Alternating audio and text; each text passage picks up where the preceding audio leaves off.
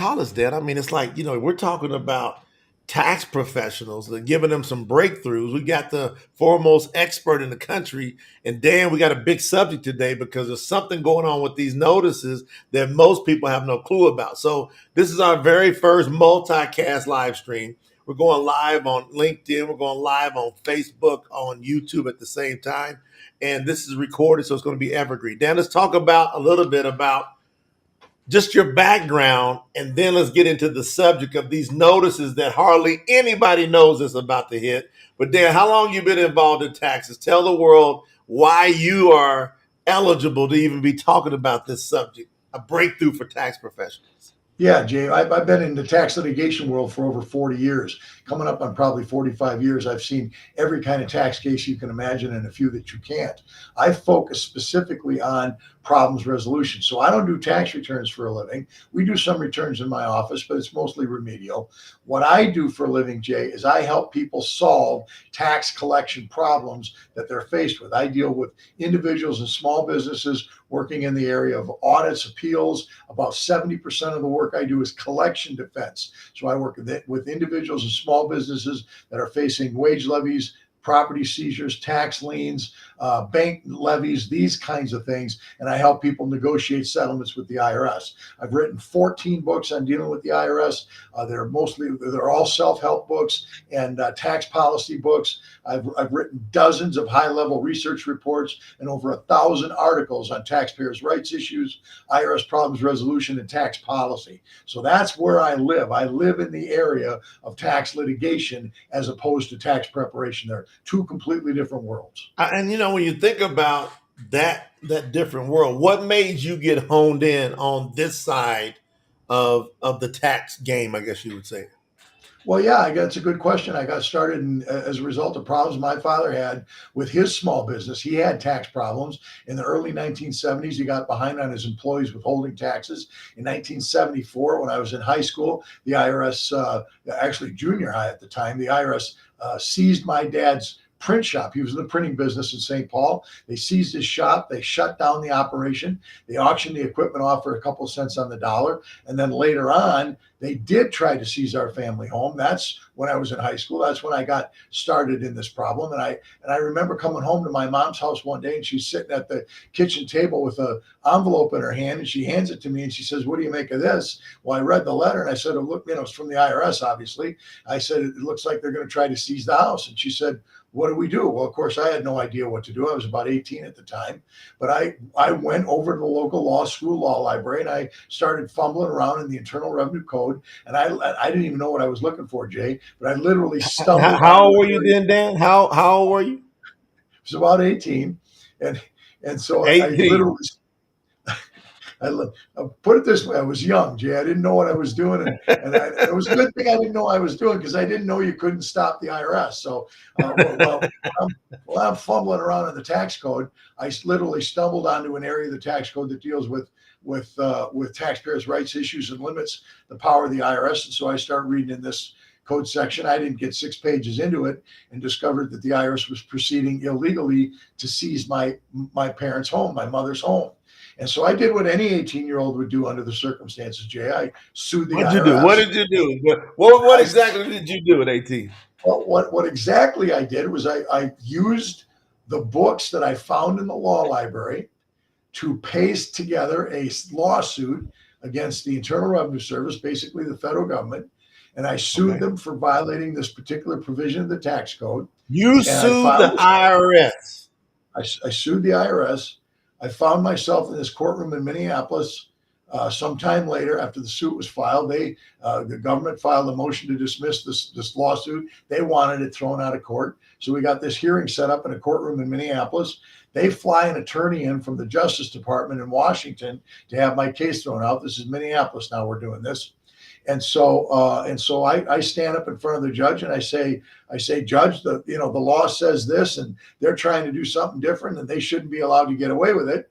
And I sat down. And that was about the length of my argument, and it was about that polished. And as I said, I was a kid. I didn't know what I was doing. About how long do you think you talked then? About how long? Oh, I couldn't have talked more than 2 minutes, Jay. Seriously.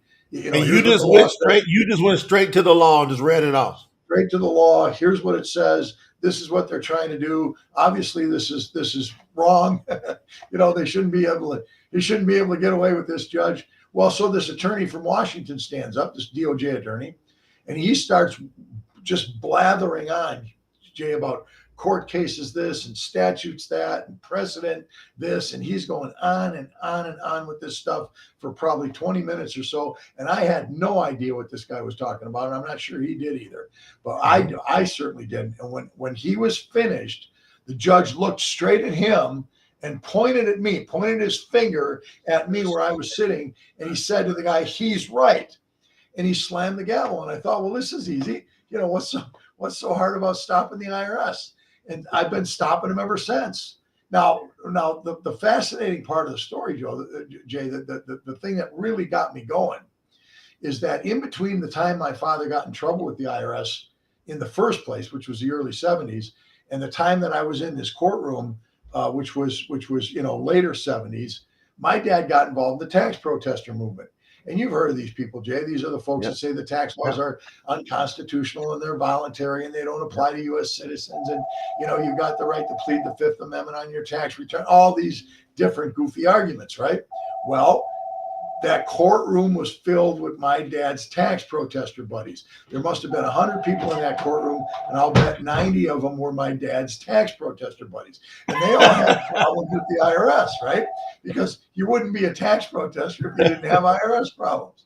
Misery loves company. And so if there's any kind of argument that you can cling to try to help yourself get tax resolution, well, they would cling to it. And that's why these people were mostly tax protesters. So they heard the arguments. They saw the judge point at me and slam the gavel and tell this DOJ attorney that I was right and he was wrong. They saw that. And so by the time I got home to my mother's house, they're lined up at the door. There was 12, 15 people lined up at the door at my mother's house. That's great. Said, "Dan, can you help me with my tax problem?" And I said, "Sure, baby, I'm undefeated. Let's go here." And so that's how that's been over 40 years ago, right? No, it's more than 40 years ago. Yeah, it's been a long time. This was late 70s. So here we are, Jay, in 2024. So it's been a long haul. So I got started asking the same two questions that I stumbled onto in my mother's case. Every new situation that I looked at, I asked the same two questions. What is the IRS doing here in this situation? What does the law allow them to do? And I discovered that the IRS is breaking the law more than half the time in trying to collect taxes or trying to get assessments from people. And that was true then. It's true today. The IRS just simply doesn't follow the rules when it's either working to collect taxes or when it's doing an audit. It just doesn't. Now, we got this geared towards tax professionals, and we got quite a few people that's joined us over on LinkedIn, by the way, Dan. I know we talked about this yesterday. You did a 2-hour webinar where people can get their continuing education credits, and you offer some free credits, for all tax professionals listening. We've been doing these webinars now for months upon months, and people are able to come in, learn more about you, Dan, but at the same time, you're able to educate them and they're able to get free continuing education credits. And then there's some folks that say, listen, I know I've got so many credits I need to obtain every single year. Well, let me deal with the best person for that, and that's Dan Pilla. Now, let's go ahead and just kind of flex your knowledge here because most people are about to get blindsided. Let's do this, Jay. Let me interrupt you and let me talk for just a minute about my background in teaching tax professionals. Okay. I started teaching tax professionals in 1994. That was the first seminar that I did for tax professionals at that time. 1994. I've been doing high-level training for tax professionals ever since, attorneys, accountants, and enrolled agents. All right, now here's another thing that I learned very early on in my tax litigation practice, which started in earnest in the early 1980s. That's when I really got dug in and really started going at this full time, and 81, 82 in that area, and it's been full time. It's been a full-time profession for me ever since. I discovered very early on, Jay, that there was almost nobody in the professional community, attorneys, accountants, and enrolled agents that knew how to deal with the IRS in a litigation environment. that understood how to go through an audit, how to do an appeal, and mostly understood how to do tax collection issues. When I wrote my book, How to Get Tax Amnesty, in 1992 or 93, that book was released originally. That book started the tax resolution industry. There was no tax resolution industry the way we know it today prior to that book being released. You could count on one hand, Jay, and I know because I did it, you could count on one hand the number of attorneys and accountants out there around the country that really knew what they were doing when it came to tax litigation issues. There's all kinds of tax preparers, all kinds of CPA accountant types, but as far as defending people from the IRS, there was maybe a dozen guys out there in the country that were doing it, and I met these guys over time, these men and women over time, and became acquainted with them. And it was my relationship with these folks and the release of my book, How to Get Tax Amnesty, that started the tax resolution industry.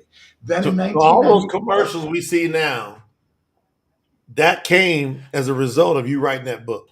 none of that existed. None of that existed prior to 1993, and virtually none of it existed through the 1990s. My book, How to Get Tax Amnesty, Jay, sold about 240,000 copies during the decade of the 1990s. It's still selling today. The book has gone through 9 different revisions over the years, but it was that book, because of the 240 or 250,000 copies that were sold, about 15% of them were sold to tax pros.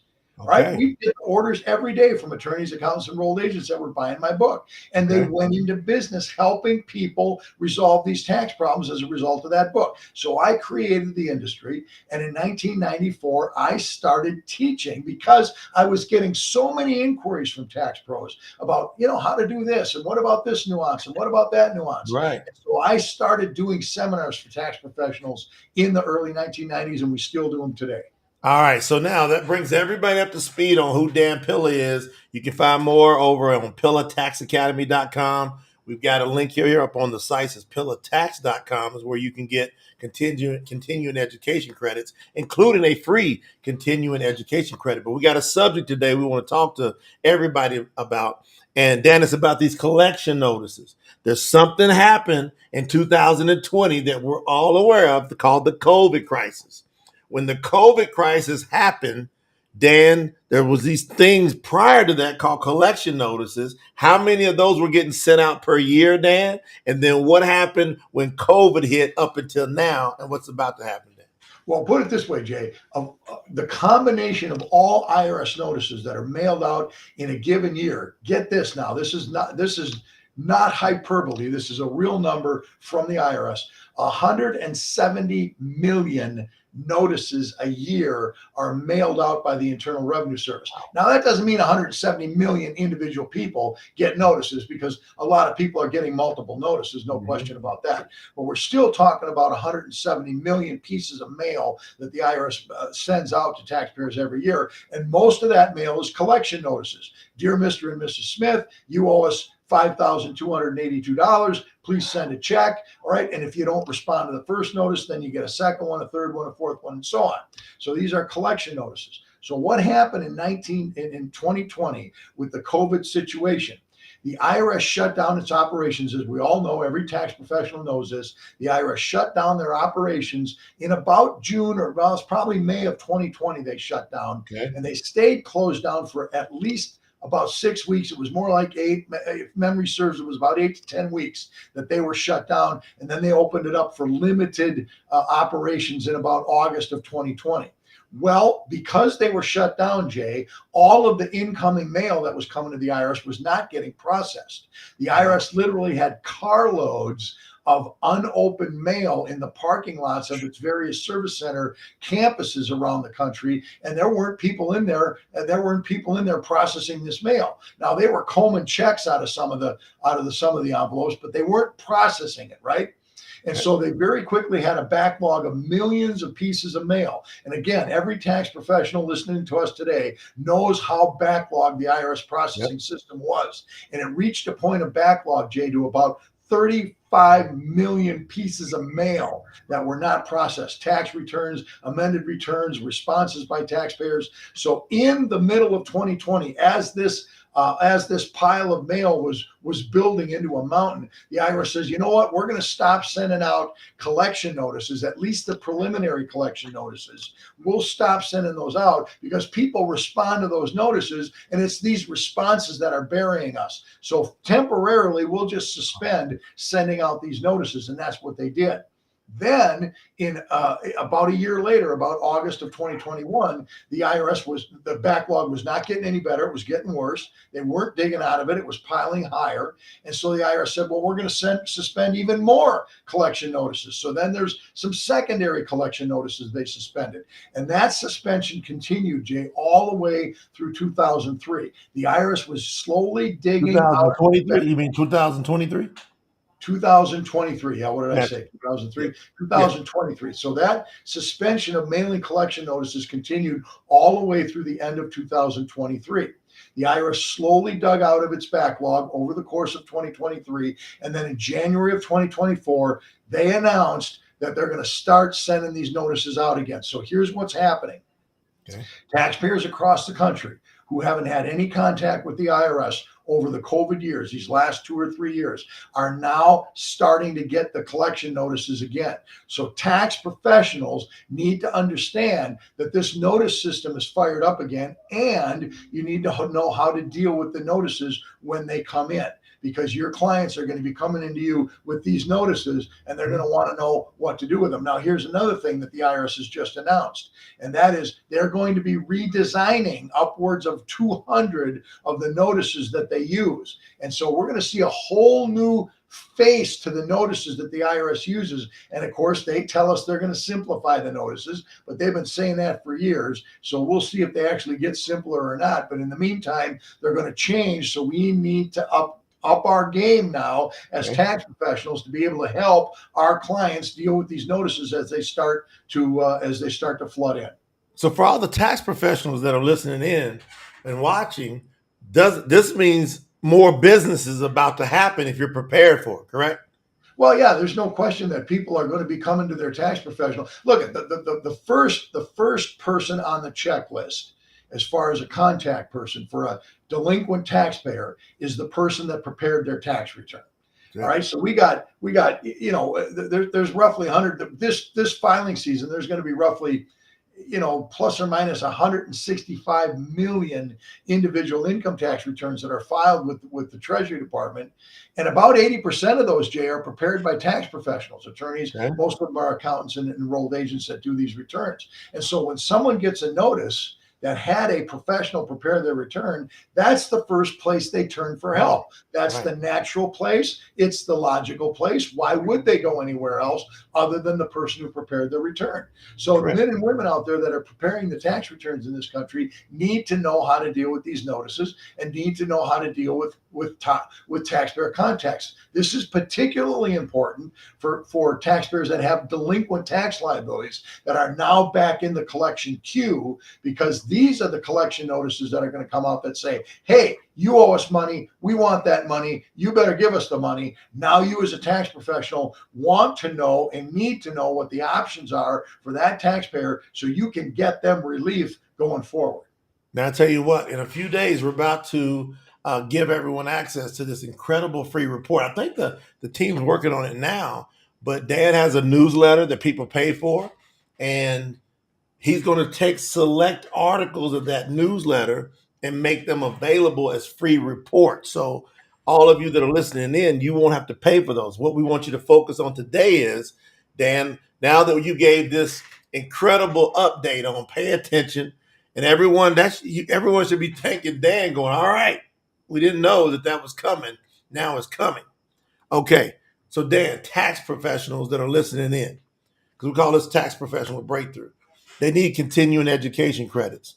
Yeah. Can you maybe speak a little bit about PillaTax.com and what is offered there to get people on the track to their continuing education credits? Well, at PillaTaxAcademy.com, Jay, we have live webinars that we do.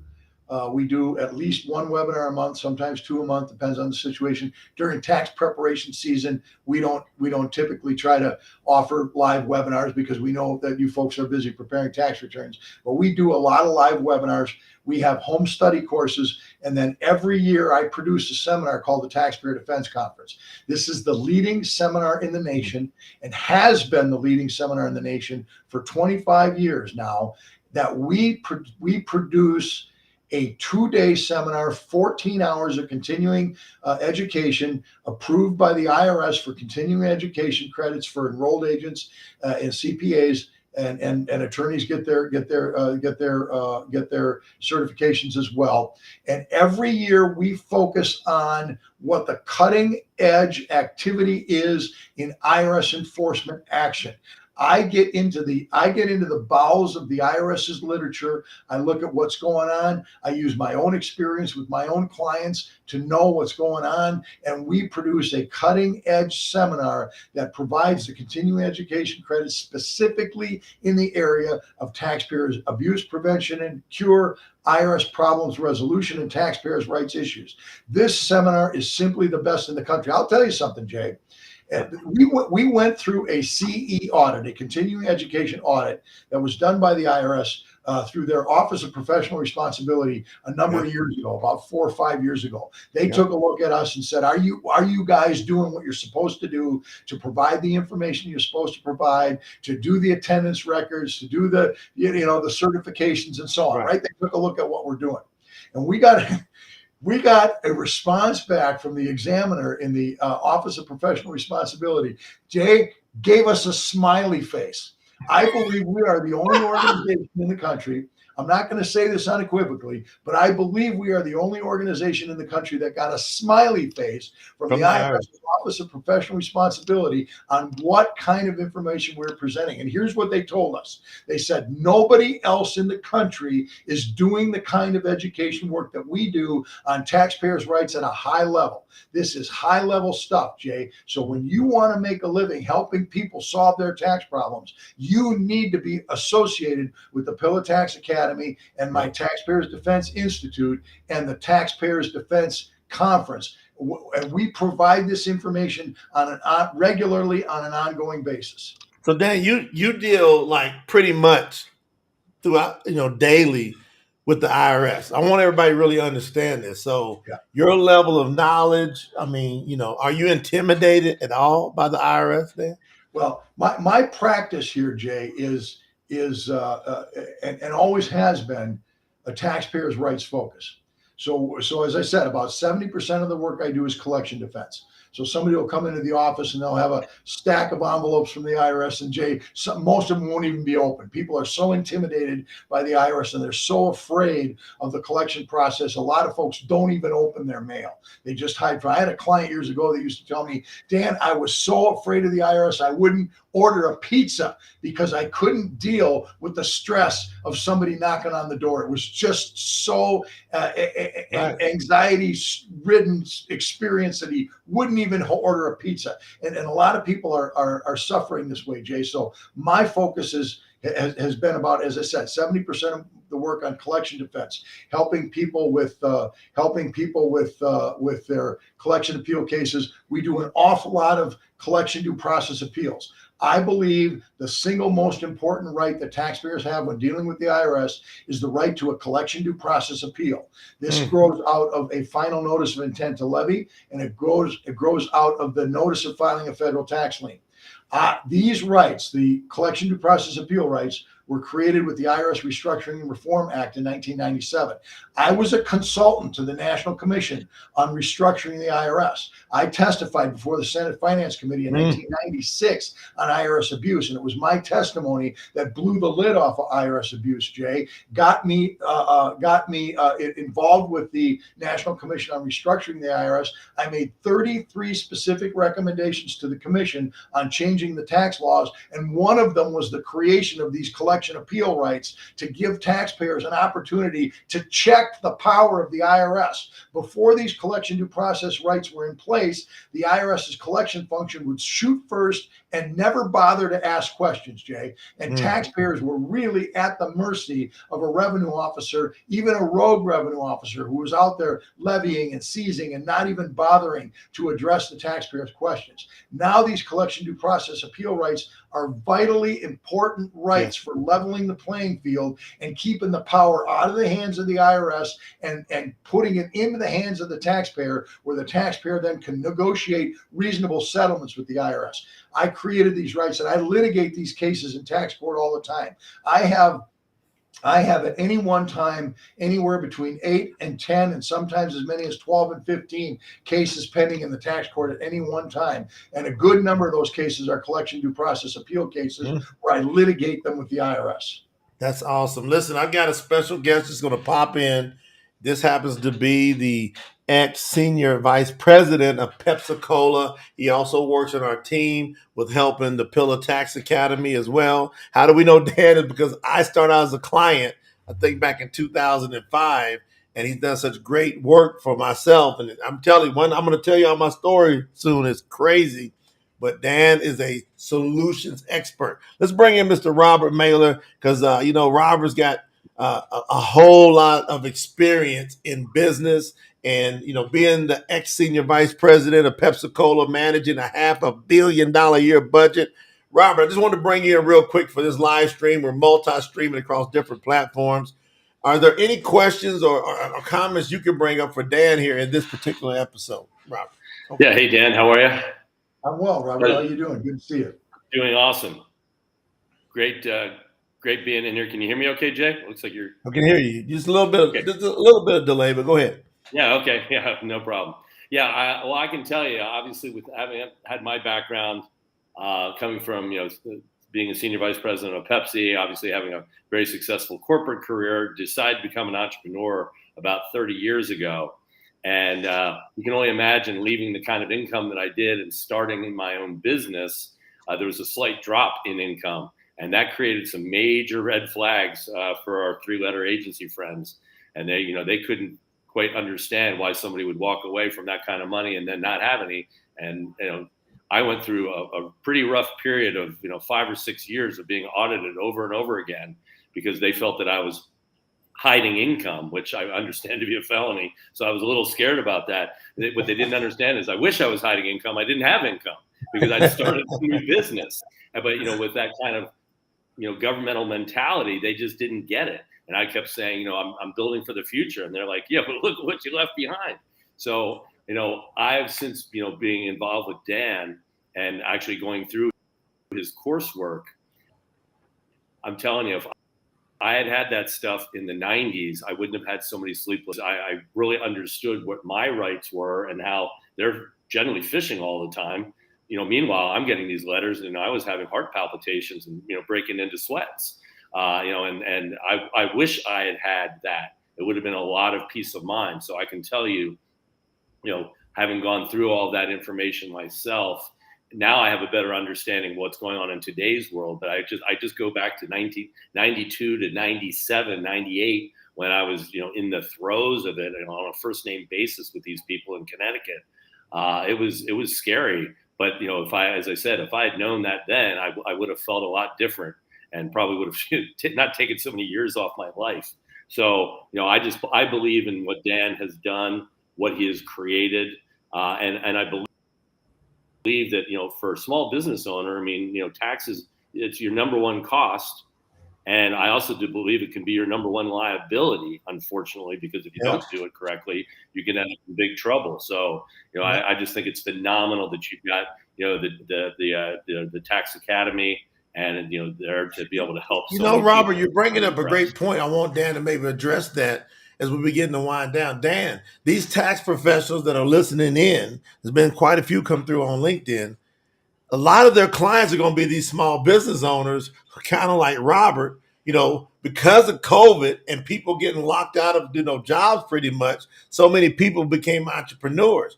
How should the tax professionals be preparing themselves to address someone like a Robert who came out of employment and became a business owner, Dan? Well, a couple of things came to mind, Jay, when Robert was talking. First of all, Robert, you identified what is consistently a big problem for small businesses that might be underperforming, and that is this idea of phantom income, where the IRS takes a look at a person's tax return and they say, "Boy, we just don't think you're making enough money. You must be hiding income someplace." Now, the problem is the IRS will take the position that the burden of proof is always on the taxpayer. And the IRS, in a civil situation, never has to prove that the taxpayer did it wrong. The taxpayer has to prove they did it right. Now, that's absolutely true when it comes to deductions. Any deduction you put on your tax return, they can disallow if you don't prove that you're entitled to it. But that's not true with income. And this is an area where there's a great deal of confusion, both, especially in the IRS, but among tax professionals as well, where the IRS will come along and they'll make an assessment of unreported income against a business or individual, and they'll say, well, you must have had an extra $100,000 of income, and prove that you didn't. Well, you can't prove a negative. You can't prove you can't fly. There is an entire body of law that's built up around this idea. I've litigated this in tax court a number of times where I've prevailed, where the IRS has a definitive burden of proof when it comes to phantom income. And we as tax professionals need to know what that is, because this is a tool the IRS uses regularly in its audits against small businesses. So that's point number one. Yep. Point number two is the IRS has just gotten infused with about $60 billion of additional revenue. It was originally $80 billion. That was part of the Inflation Adjustment Act back in 1992, or I'm sorry, 2022. They had that carved back a little bit. But the IRS has promised us that, well, we're only going to go after people making $400,000 a year. But guess what? The literature within the Internal Revenue Service, and I've talked about this at length, and I've talked about it in newsletter articles in the past, I have demonstrably shown, guys, that the focus is going to be on small businesses. The number one area of attack for the IRS historically has been small businesses. Look, there's about 14 different categories of taxpayer that the IRS has broken down. All right. When I say categories, I'm talking about self-employed people. I'm talking about wage earners. I'm talking about exempt organizations, large corporations, international corporations, estates and trusts, municipalities, right? There's 7 off the top of my head. There's about 14 of them that the IRS has classified. About 60% of all the enforcement activity is focused at one of those areas. All right. The entire rest of the 40% is spread around the rest of the 13. And what do you think that one area is where 60% of the activity is focused? Small business and self-employed people. So when the IRS says they're not going to enforce go after anybody making $400,000 a year, they're talking about they're not going to increase it in comparison to historical norms. Well, the historical norms are 60% is small businesses. And when you look at the IRS's research documents that they produced and they presented to Congress about, giving us the $80 billion, that's where it was focused, on self-employed and small business people. Wow. So you as tax professionals need to be geared up to deal with these audits of self-employed. They're coming down the pike. This is great. Robert, you got any final questions or anything, comments you want for Dan before we let you get out of here? Thank you for dropping in, Robert. Yeah, absolutely. I appreciate it. I appreciate it very much. And all I can say is that I learned a tremendous amount, so that I've got greater peace of mind for myself. And I just see what Dan has done, just being such a wealth of information that he's put together in very easy to listen to and very easy to learn from package. So I see the Pilla Tax Academy as just being this incredible wealth that people need to take advantage of. And I'm just appreciative of every day, because, as I said, I'm no longer afraid. Hey, that's a big one. That's right, Robert. So, Robert, thank you for dropping in. That's the ex-senior vice president. Yeah, you bet. I tell you what, and that's what we're going to do, Dan. We're going to be mixing in some special guests coming in, and maybe they got some different insight, different backgrounds, because we want to stoke the tax professionals to really up their game. So let's talk about that in parting. What challenges would you have for tax professionals that are watching this, Dan? Like just bottom line challenges to help them have some breakthroughs in their business? Well, I would say this: don't be afraid of dealing with the IRS. Don't be afraid of pushing back on behalf of your clients. The people have been taught to believe, frankly, I believe it's most Americans have been taught to believe that when you're dealing with the Internal Revenue Service, it's cheaper to lose than it is to win. And what I mean by that is you're better off just paying the bill and going down the road than you are pushing back. Because if you push back, it's only going to get worse. Well, I have proven over and over and over again that that's not true, Jay. The IRS does not have the capacity to fight back against every individual that appeals a decision. That's number one. Number two, you never do worse by appealing a decision than you do by accepting the IRS's frontline decision. You always do better by appealing it. When you look at the IRS's statistics on tax court resolution, for example, the data indicate that when you take a case to the United States Tax Court, an appeal result, for example, you challenge an IRS auditor and you take it up through the system and you end up in tax court, for example. The statistics indicate that you win your case more than 50% of the time. The taxpayer wins all or part of the case. When we're talking about audit appeals, the IRS's own statistics indicate the IRS's audit results are wrong between 60 to 90% of the time, which are fleshed out in the appeals process. So you can't be intimidated about the idea of pushing back and exercising the rights that taxpayers have to make sure that they don't pay any more taxes than they owe. This is one of the elements of the 10 taxpayer rights in the Taxpayer Bill of Rights that the IRS created here a couple of years ago, 5, 6 years ago, however long it's been. All right, the right to pay only the tax you owe and not a penny more. And so this is an important function for tax professionals to understand how to protect the rights of their clients. Listen, make sure everybody gets more and more dialed in with what we're doing here. And you can make sure you get plugged in and subscribe to on your favorite platform to the Pilla Tax Podcast. So if you want to get some of this incredible information that we've been doing over the course of time, go to PillaTaxPodcast.com, PillaTaxPodcast.com. We've got upcoming free CE credit webinar that Dan will be doing personally. He's going to be teaching you the best in the country. You know, the Associated Press, Dan, said that you probably know more about the IRS than the commissioner knows himself. How'd you take that compliment?